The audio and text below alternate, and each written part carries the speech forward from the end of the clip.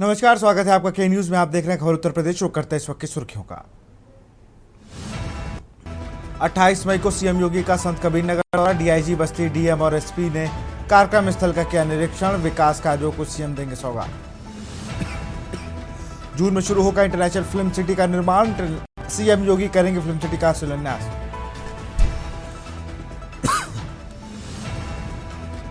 UP सरकार नई take home ration इकाइयों को करेगी स्थापित। कुपोषण से लड़ने के लिए सरकार इकाइयां करेगी स्थापित। निजीकरण के विरोध में 29 मई से बिजली कर्मचारी अभियंता करेंगे हड़ताल। 14 लाख उपभोक्ताओं पर पड़ सकता है असर। केजीएमयू में बाहर की दवाएं लिखने पर होगी कार्रवाई। प्रिस्क्रिप्शन ऑडिट की व्यवस्था शुरू। स्कैन किए जाएंगे पर्चे। रायबरेली की बदहाल सड़क से राहगीरों को मिलेगी निजात। 4 करोड़ 80 लाख की लागत से शहर की बनेगी 19 सड़कें। आप देख रहे हैं के न्यूज, खबरों का सारथी। मेरठ से खबर है, घर के बाहर खेल रहे 2 बच्चे लापता। सुबह 8 बजे से घर के बाहर खेल रहे थे भाई बहन। काफी देर तक घर नहीं आने पर परिजनों ने की तलाश करने पर बच्चों का नहीं चला अभी तक कुछ भी पता। अली और आयशा बताया गया कि लापता बच्चों के नाम। पिता की शिकायत पर पुलिस बच्चों की तलाश में जुटी। लोहिया नगर थाना क्षेत्र के हुमायूं नगर का ही पूरा मामला। तलाश करने पर बच्चों का नहीं चला अभी।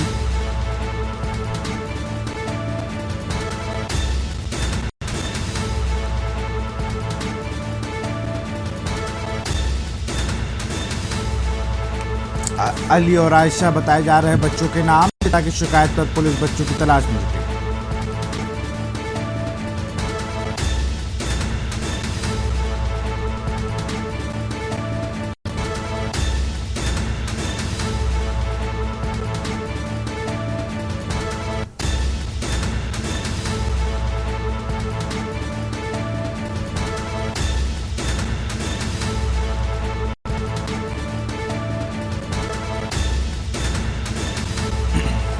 तलाश करने पर बच्चों को नहीं चला अभी तक कोई भी पता।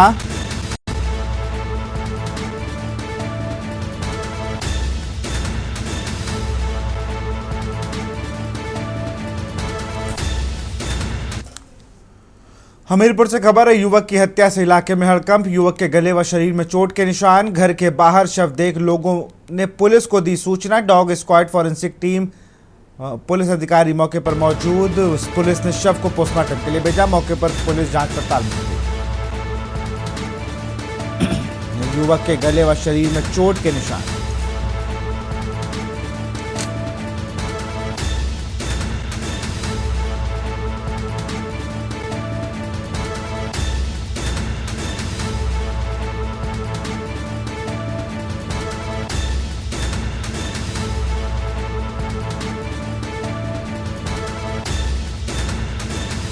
मौके पर पुलिस जांच पड़ताल में जुटी।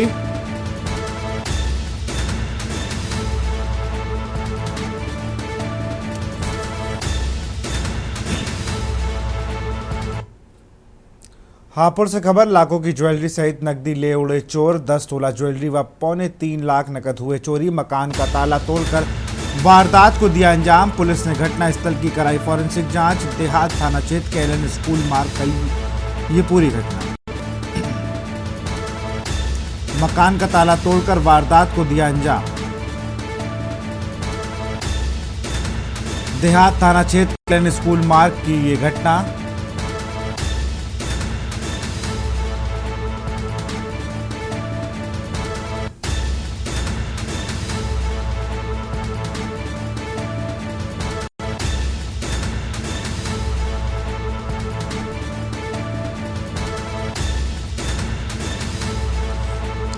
देहात थाना क्षेत्र के एलन स्कूल मार्ग की ये घटना। हापुड़ से खबर, लाखों की ज्वेलरी सहित नकदी ले उड़े चोर।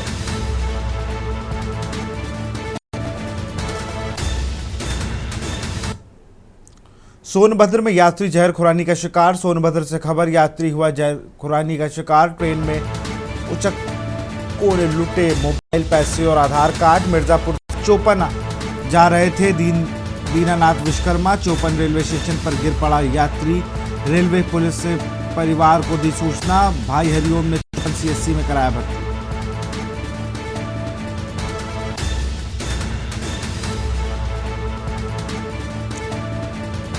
रेलवे पुलिस ने परिवार को दी सूचना।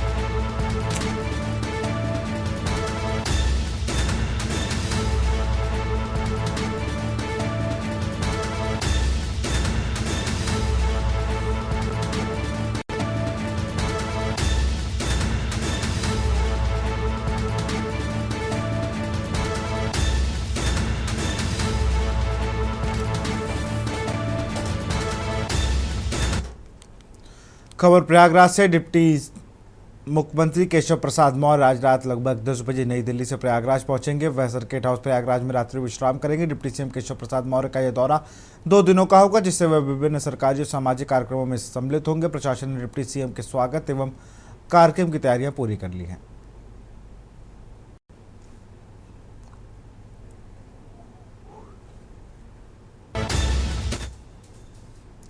उत्तर प्रदेश भाजपा अध्यक्ष भूपेंद्र चौधरी ने पीएम नरेंद्र मोदी के आज हुए मन की बात कार्यक्रम पर प्रतिक्रिया जताते हुए कहा कि पूरे देश हमेशा संकल्पों के साथ खड़ा रहता है। आज 122वें एपिसोड में पीएम ने पहलगाम आतंकी हमले और उसके बाद सेना और सुरक्षा बलों के जवानों द्वारा देश के संकल्प को पूरा करने के संबंध में विस्तार से बताया। प्रदेश अध्यक्ष ने कहा कि योग और स्वच्छता सहित अन्य संकल्पों के दौरान पूरा देश हमेशा पीएम के संकल्पों के साथ खड़ा रहा।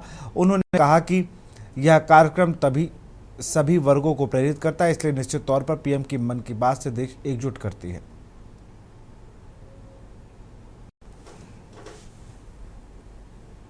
पिछले 11 वर्षों से लगातार मन की बात के माध्यम से देश को हम सबको संबोधित करते हैं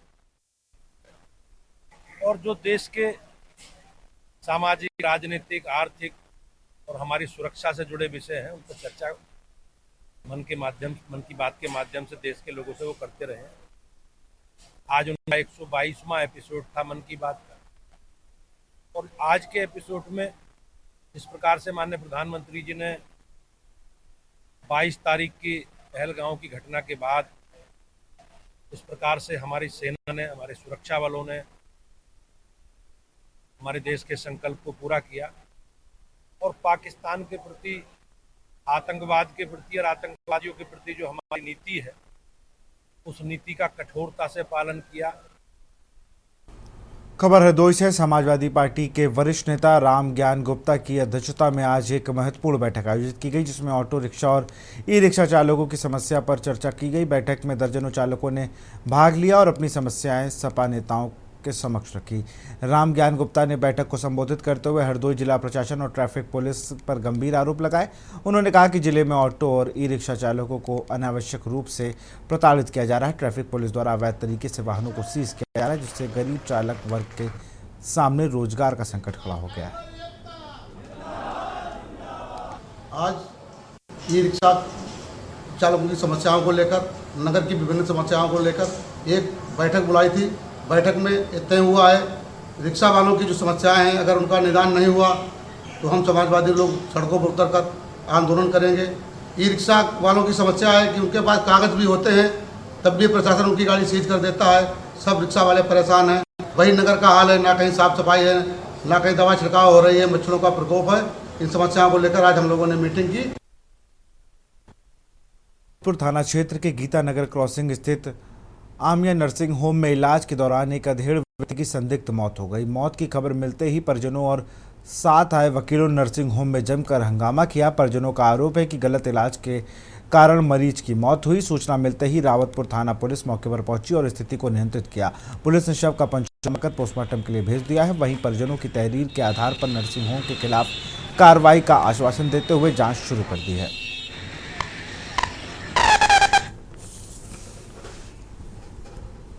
ये घटना हो गई थी, हमारे फूफा जी है, मनोज कुमार नाम है उनका। उनके मुंह में कैंसर हो गया था। वो अपना ट्रीटमेंट कराने के लिए रिजेंसी अस्पताल गए थे। वहां पर बताया गया कि डॉक्टर नारायण जी से मिलिए, वो आपकी इसमें मदद करेंगे। तो डॉक्टर नारायण जी ने बताया कि आपके मुंह में कैंसर हो गया है हमारे फूफा जी के। तो उन्होंने कहा डॉक्टर साहब हम खेती किसानी वाले व्यक्ति हैं, हमारे पास पैसा नहीं है लेकिन आयुष्मान कार्ड है, तो उन्होंने कहा सरकार की बहुत सी योजना चल रही है, उसमें आपको लाभ मिलेगा। तो सीएम फंड के लिए उन्होंने अप्लाई किया और उन्होंने कहा जब हम फोन करेंगे तब आ जाना। फिर उन्होंने एक दिन फोन किया कि आपका सीएम फंड आ गया है, आ जाइए आपका ऑपरेशन करा दें। हमारे फूफा जी चले गए वहां पर, तो उन्होंने कहा ऑपरेशन आपका होएगा अमाया हॉस्पिटल में, वो भी हमारे रिजेंसी में ही है। कह रहे हैं अरे परेशान न होइए, सही हो जाएगा सही हो जाएगा। और वहां पर कोई फैसिलिटी नहीं है, ना डायग्नोस करने की कोई लैब है, ना वहां पर इमरजेंसी कोई डॉक्टर है, ना वहां पर कोई सुविधा है। और वहां पर सिर्फ और सिर्फ वो लोगों को ठगते हैं, फर्जी डिग्री लगा देते हैं, दूसरे डॉक्टर की डिग्री से दूसरे डॉक्टर ट्रीटमेंट करते हैं और सरकारी पैसे को लूट रहे हैं। कानपुर के छावनी थाना अंतर्गत मस्कर घाट में जूही परमपुरवा के रहने वाले 5 दोस्त गंगा नहाने गए थे, जिसमें 3 दोस्त गहरे पानी में चले जाने से उनकी डूबकर मौत हो गई। वहीं 2 लोगों को गोताखोरों ने बचा लिया। 3 बच्चों के डूबने से घाट पर हड़कंप मच गया। लोगों में इसकी सूचना छावनी पुलिस को सूचना पहुंची और पुलिस ने गोताखोरों की मदद से एक बच्चे का शव बरामद कर लिया है। 2 बच्चों के शव की तलाश कर रही है। वहीं छावनी पुलिस ने बताया कि जूही परमपुरवा के रहने वाले 5 दोस्त नंदू गुप्ता, अंकुर रावत, साहिल, कुणाल रावत, गोलू गुप्ता, सोनू अंसारी सभी लोग जूही परमपुरवा के रहने वाले जो कि गंगा स्नान करने मस्कर घाट पर आए थे, जिसमें से नंदू गुप्ता, अंकुर रावत, साहिल नहाते समय गहरे पानी में चले जाने के कारण डूब गए, जिनमें से अंकुर रावत का शव को बरामद कर लिया गया है। नंदू गुप्ता एवं साहिल की बरामदगी हेतु गोताखोरों की मदद से तलाश की जा रही है। लोग आए हुए थे, शायद नहाने आए थे और 3 लोग इसमें डूब गए। अभी तक कोई बॉडी मिली? इसमें एक बॉडी मिली हुई है, 2 बॉडी अभी नहीं। कितने लोग जाने थे, उनके नाम क्या? ये लोग नहाने आए थे, नंदू नाम था, साहिल नाम था, तुषार। ये डूबने वाले और नहीं डूबने नहीं। और तीसरे का नाम क्या था? साहिल है। साहिल, नंदू और दीपू लोंडे, बाबू। 3 लोग जो डूबे हैं। ये कहाँ के रहने वाले? ये परमपुरवा के रहने वाले हैं। चित्रकूट में पौराणिक मंदाकिनी नदी को स्वच्छ और अविरल बनाने की मुहिम अब जन आंदोलन का रूप ले चुकी है। दीनदयाल शोध संस्थान के प्रयास से शुरू हुए इस अभियान में उत्तर प्रदेश सरकार के जल शक्ति मंत्री स्वतंत्र देव सिंह सहित सैकड़ों स्वयंसेवकों ने नदी में उतरकर सफाई की। इस अवसर पर मंत्री ने कहा कि जैसे प्रधानमंत्री मोदी ने काशी के घाटों को स्वच्छ किया है, वैसे ही मंदाकिनी को भी जन सहभागिता से स्वच्छ किया जाएगा। उन्होंने बताया कि नदी में गिरने वाले गंदे नालों को ट्रीटमेंट के बाद नदी में छोड़ा जाएगा, जिसके लिए कार्य योजना तैयार की जा रही है। पद्मश्री जल पुरुष उमाशंकर पांडे ने मंदाकिनी को चित्रकूट की जीवन रेखा बताते हुए कहा कि इसकी शुद्धता बनाए रखना लाखों लोगों की आस्था से जुड़ा है। वहीं दिव्य जीवन दास महाराज ने मंदाकिनी को माता अनसुईया के तपोबल से अवतारित बताया है और इसे धार्मिक, सांस्कृतिक और सामाजिक दृष्टि से अत्यंत महत्वपूर्ण बताया है।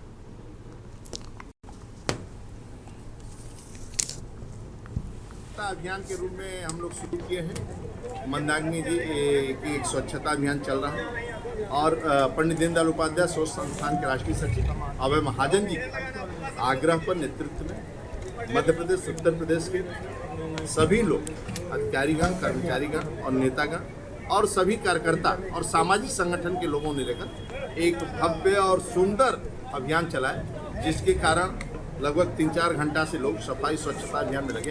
ये देव गंगा का अंश है। माता अनसुईया के तपोवृक्ष से इसका आविर्भाव इस लोक में हुआ। जिस समय सारी सृष्टि में अवर्षण की परिस्थिति थी, तात्कालिक समय में माता अनसुईया जी ने गंगा जी से निवेदन किया कि हे माते, इस समय मेरे पति तो धर्म की रक्षा आप ही कर सकते हैं। और अत्रि महाराज प्यासे हैं। तो तात्कालिक समय पर माँ देव गंगा का अंश भूत इस लोक में प्रकट हुआ। उसी को कहा गया सुरसल धार नाव मंदाकिनी। खबर कानपुर से, जहां कभी दर्शकों से गुलजार रहने वाला कानपुर प्राणी उद्यान अब बेजान नजर आ रहा है। इसी वजह से बनी है डायरेक्टर श्रद्धा यादव की कार्यशैली और प्रशासनिक लापरवाही। आरोप है कि उनके आदेश पर बिना विशेषज्ञों की अनुमति के गोरखपुर से बर्ड फ्लू से ग्रसित शेर को इलाज के लिए कानपुर चिड़ियाघर लाया गया, जिससे अन्य जानवरों पर भी संक्रमण का खतरा मंडरा रहा है। बर्ड फ्लू के खतरे के चलते चिड़ियाघर को बंद कर दिया गया, लेकिन डायरेक्टर के करीबी और कर्मचारी कोरोना गाइडलाइन का उल्लंघन करते हुए बेधड़क परिसर में घूम रहे थे। वहीं डायरेक्टर श्रद्धा यादव ने खुद बिना मास्क मीडिया को बयान देते देखी गई। बड़ा खुलासा तब हुआ जब बंद चिड़ियाघर के कैस्कोप केंद्र से लाखों रुपए के उपकरण गायब हो इस संबंध में कैस्को के अवर अभियंता राजकुमार जाटव ने नवाबगंज थाने में लिखित शिकायत दर्ज कराई, जिससे जू प्रशासन पर लापरवाही और भ्रष्टाचार के गंभीर आरोप लगाए गए हैं। अब सवाल उठता है कि क्या चिड़ियाघर को बंद करने असली वजह को छुपाने की कोशिश हो रही है। मामले की जांच की मांग उठ रही है। ऐसा है कि चिड़ियाघर के अंदर कैस्को का चिड़ियाघर सब स्टेशन बना हुआ है, जिससे आजाद नगर नवाबगंज की बिजली की सप्लाई की पूर्ति होती है। हमारे यहाँ राजकुमार जाटव जी, जो कि वहाँ के अवर अभियंता हैं, उनके द्वारा कल क्षेत्र में फॉल्ट होने पर वहां से सामान निकालने के लिए जब खोला गया वहां का परिसर, तो उसमें देखा गया कि लाखों रुपए का कैस्को का सामान चोरी हो चुका है, जिससे वहां पर उपस्थित कर्मचारियों में हड़कंप मच गया। तत्काल उन्होंने रात्रि में 11:00 पे नवाबगंज थाने में लिखित रूप से शिकायत दर्ज कराई है, जो कि वहां के रजिस्टर में भी अंकित है। पुलिस ने तत्काल उनके पत्र पर जांच चालू कर दी है और मुझे लगता है कि जो भी, चूंकि चिड़ियाघर क्वारंटाइन है, आप देखिए बर्ड फ्लू के देखते हुए माननीय मुख्यमंत्री जी के सख्त निर्देश है और कोई भी आवागमन वहां पे बंद है। इसके बाद उस वहां पर जाकर चोरी करना और इतने बड़े पैमाने पर सामान को निकाल लेना, ये आश्चर्यचकित बात है। मुझे लगता है कि नवाबगंज पुलिस सख्त रवैया इख्तियार कर रही है और जल्द से जल्द कहीं ना कहीं इसमें कुछ लोग पकड़े जाएंगे और घटना का पूरा खुलासा होगा। चिड़ियाघर पर भी कई सवाल खड़े हो रहे हैं। जी, बर्ड फ्लू कहा जा रहा है, बर्ड फ्लू के बाद बिल्कुल पाबंदी लगा दी गई है, जो कि कोरोना की गाइडलाइन फॉलो करी जा रही है, लेकिन दिखाई कुछ नहीं दे रहा है। सिर्फ कहने की बातें हैं और सिर्फ अंदर जाने को मनाई। देखिए कहीं ना कहीं जो सारी व्यवस्थाएं हैं वो चिड़ियाघर परिसर ने अंदर करा रखी है, जो कि अंदर ही फॉगिंग कार्य हो रहा है, अंदर ही आप देखिए सैनिटाइज किया जा रहा है। बाहर सड़कों पे पूर्व के तरीके ही लोग संचालित है। आसपास आप देख लीजिए मुर्गे और मीट की दुकानें, मैंने पहले भी कहा था कि जो यहाँ की जांच कराकर 1 किलोमीटर के दायरे में जितनी भी मीट मछली की दुकानें, इनको तत्काल बंद करा दिया जाए, परंतु उस पर अभी तक कोई सख्त कार्रवाई नहीं हुई है और ये कार्रवाई होना अति आवश्यक है। आप देखिए जिस तरीके से अंदर जानवरों में कहीं ना कहीं इसको फैलने की आशंका है, बाहर की टीमें निरंतर जांच कर रही हैं, तो प्रशासन को कोई ना कोई कार्रवाई करके इस तरीके का कदम उठाना चाहिए। आसपास में खुले जो मीट हैं और जो मुर्गे की दुकानें हैं, इनको बंद कराना।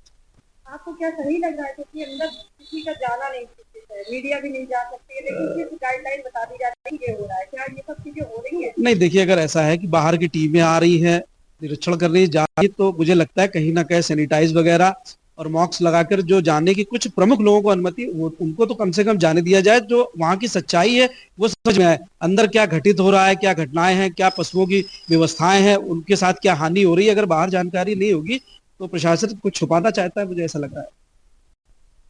कानपुर चिड़ियाघर में नए डायरेक्टर की तैनाती के बाद लगातार कानपुर चिड़ियाघर सुर्खियों के घेरे में आ गया है।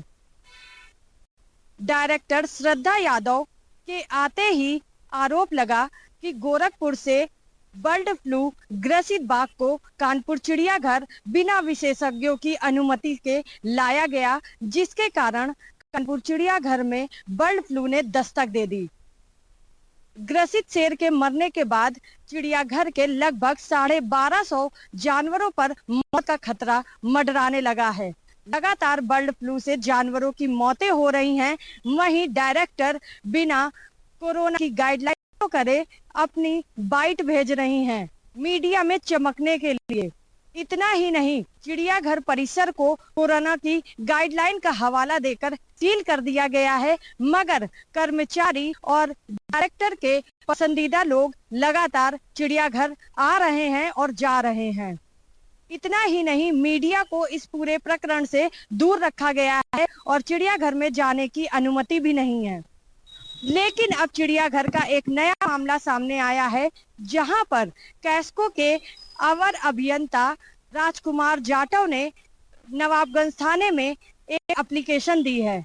यह एप्लीकेशन कुछ और नहीं बल्कि चिड़ियाघर में बने कैस्को उपकेंद्र में चोरी का है। उपकेंद्र से लाखों रुपए गायब है, जबकि चिड़ियाघर कारण बंद चल रहा है। यह पूरी वारदात बंद चिड़ियाघर के अंदर हुई है, जिसके बाद चिड़ियाघर पर एक सवाल खड़ा हो गया है। नवाबगंज की पुलिस जो है एप्लीकेशन आने के बाद कार्रवाई कर रही है और यह पता लगा रही है कि कैस्को के उपकेंद्र से उपकरणों को किसने चुराया है। मगर ये दूसरा प्रकरण इसलिए आया है कि कानपुर चिड़ियाघर में क्या कोई भ्रष्टाचार चल रहा है या फिर उसके अंदर जो भ्रष्टाचार हो रहे हैं उनको डायरेक्टर अपने नजरिए से सुलझाने के साथ साथ कहीं न कहीं उलझाने का काम कर रही हैं। कानपुर से के न्यूज़ के लिए सारिका गुप्ता की रिपोर्ट। बाराबंकी के सिरौली घोसपुर में एक विवाह समारोह में उस समय गम में बदल गया जब तय तारीख पर दूल्हा बारात लेकर नहीं पहुंचा। रामनगर क्षेत्र में तय इस शादी में दुल्हन पक्ष ने पूरी तैयारी कर रखी थी, लेकिन दूल्हे ने बीमारी का बहाना बनाकर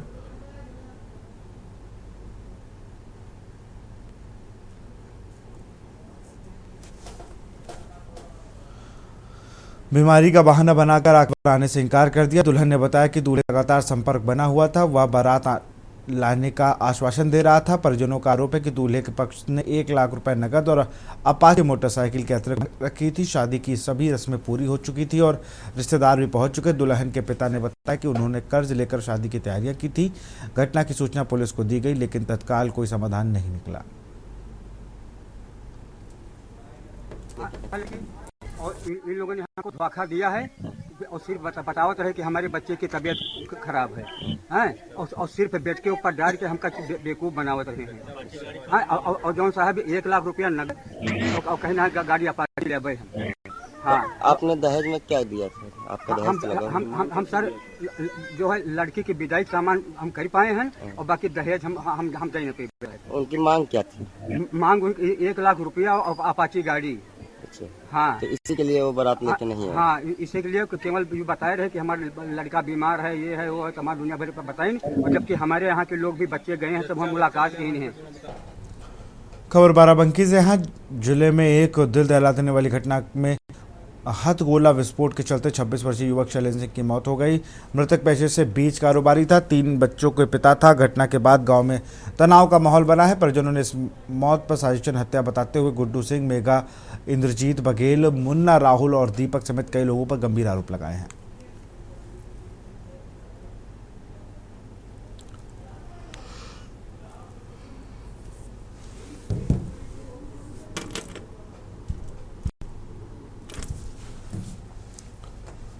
खबर सहारनपुर से, जहां बेहट नगर पंचायत बेहट में महिला सभासद और सफाई कर्मी के बीच हुआ विवाद लगातार तूल पकड़ता जा रहा है। विवाद को लेकर सफाई कर्मियों ने अनिश्चितकालीन हड़ताल पर जाने की घोषणा करते हुए धरने पर बैठ गए हैं। बता दें कि नगर पंचायत के वार्ड नंबर 3 की सभासद आयशा उर्फ विजय लक्ष्मी और सफाई कर्मी राजकुमार के बीच कहासुनी होने का मामला सामने आया था। बाद में अखिल भारतीय सफाई मजदूर कांग्रेस के पदाधिकारियों के साथ कोतवाली पहुंचकर कर्मचारियों ने तहरीर देते हुए दोषी पर कार्रवाई की मांग की थी।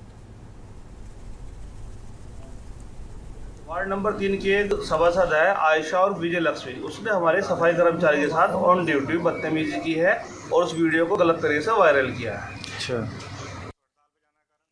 जाने का कारण यही है, हमने 6 दिन नगर पंचायत बेहट को एवं बेहट की जनता को और 1 दिन चेयरमैन साहब के कहने से और दिया था, जिसमें कोई समाधान नहीं हो पाया है। अच्छा, इसलिए सफाई कर्मचारी यूनियन अखिल भारतीय सफाई मजदूर कांग्रेस यूनियन के तहत हड़ताल पे है और उसके साथ समस्त सफाई यूनियन उनके सहयोग में है। आयशा विजय लक्ष्मी सभासद जी और हमारे बेहट में सफाई कर्मचारी के बीच ये प्रकरण हुआ है, जिसमें उसने हमें हमारे पूरे समाज को हरामखोर, लालची, शराबी इन चीज़ों से संबोधित किया। तो हमारे समाज को बड़ी पीड़ा हुई और जो हमारे समाज को छेड़ेगा उसे हमने अब नहीं छोड़ेंगे। हड़ताल पे जाने का कारण? हड़ताल जाने का कारण यही है हमारा। अब तो माफी मांगेगी ईओ और विजय लक्ष्मी, हम हड़ताल समाप्त कर दें। ईओ का क्या मामला है? ईओ का मामला ये ईओ उनको ये से दे रही है और यहाँ 8 दिन से नहीं आई और इस प्रकरण को उसने बढ़ाया। अगला क्या कदम रहेगा आप? अगला कदम हमारा हड़ताल का है, अनिश्चितकालीन हड़ताल है, हमने कर दी है। ठीक। तो फिलहाल खबर उत्तर प्रदेश में तय। देखते रहिए न्यूज़ इंडिया। नमस्कार। आप देख रहे हैं के न्यूज़, खबरों का सारथी।